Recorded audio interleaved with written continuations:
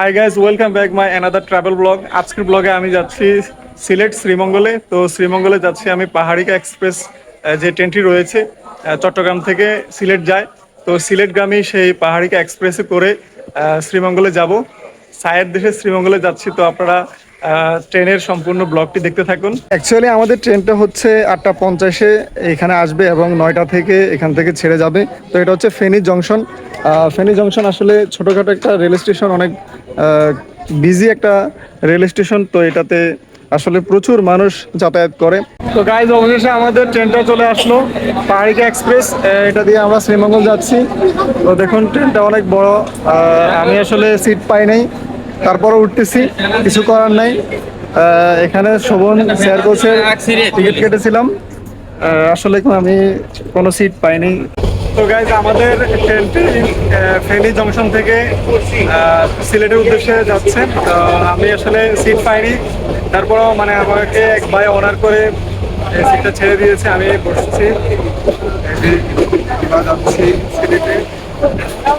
আসলে ট্রেনে এরকম জার্নি আসলে খুবই একটা আনন্দদায়ক এবং খুবই ভালো একটা জার্নি হয়। তো ট্রেনে করে আমি যাওয়ার চেষ্টা করি, দূর দূরান্তে যাওয়ার চেষ্টা করি। গাইজ, আসলে ট্রেন থেকে এ ধরনের দৃশ্য দেখতে আসলে অনেক ভালো লাগে। ট্রেনের ভেতর থেকে এরকম গ্রামীণ পরিবেশ, মাঠ ঘাট, এই সবুজ প্রকৃতি দেখতে আসলে অসাধারণ লাগে। আপনারা দেখতে পাচ্ছেন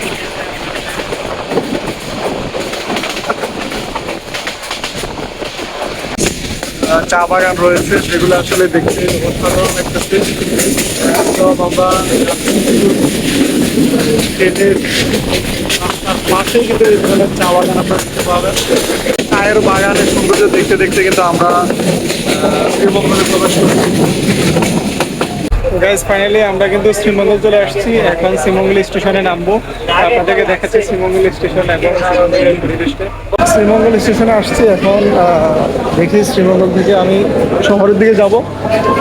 এই যে এই ট্রেনটা দিয়ে আসছিলাম।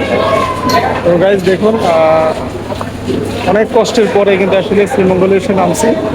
আমার আসলে অনেক কষ্ট হয়েছে, তারপরও ট্রেনের জার্নিটা হচ্ছে বেস্ট লেভেলের একটা জার্নি, যেটা আমার জীবনে খুবই রোমাঞ্চকর হয়ে থাকে। সেটা করেছি আলহামদুলিল্লাহ।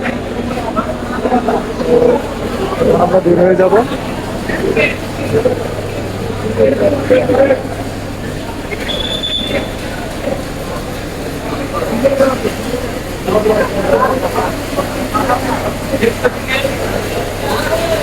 তো গাইজ, আমরা এই যে আমার টিকিটটা দেখে আমরা বের হয়ে যাচ্ছি। এই যে আমাদের টিকিটটা দেখে আমরা বের হয়ে যাচ্ছি।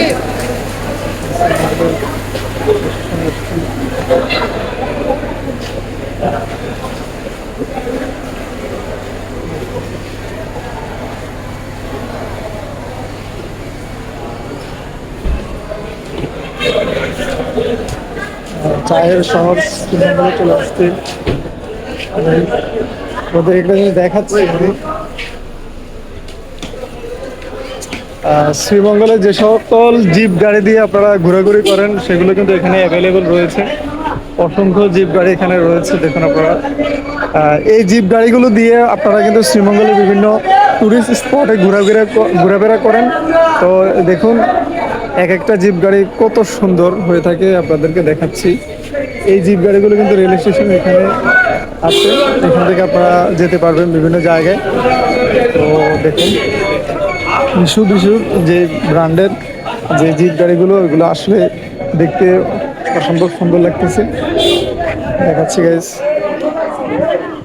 এখন আমরা চলে যাব শ্রীমঙ্গল শহরে।